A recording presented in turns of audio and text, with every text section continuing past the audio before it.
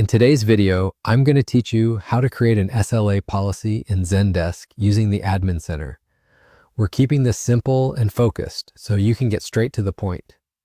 An SLA, or Service Level Agreement, is what defines how quickly your team should respond to and resolve tickets. Creating a policy is the first step toward measuring those commitments and keeping everyone aligned. Start by going to Zendesk in your web browser. Make sure you're in the support workspace and that you have the right permissions to access administrative settings. If your view looks a little different from mine, that's normal. Zendesk can vary slightly depending on your plan and interface updates.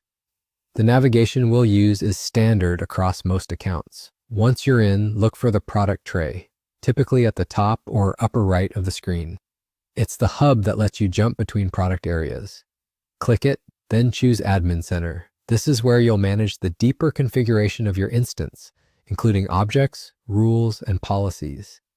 Inside the Admin Center, go to the section labeled Object and Rules. This is where you'll find the tools that control automation, triggers, and service policies. From there, select Service Level Agreements. This page lists your existing SLA policies if you have any, and is the central place to set new ones as your team's needs evolve. Now simply click Create Policy. This opens the builder where you'll define the details of your SLA, such as which tickets it applies to and which time targets matter for your workflows.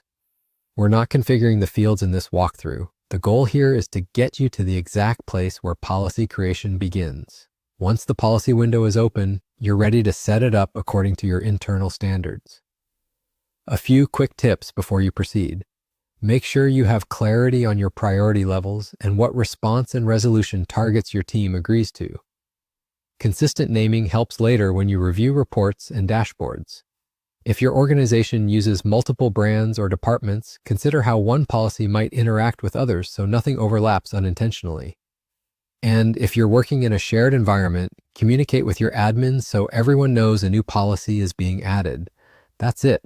You've navigated to the Admin Center, opened Object and Rules, gone into Service Level Agreements, and clicked Create Policy. You're now in the right place to define your SLA rules and keep your customer commitments on track.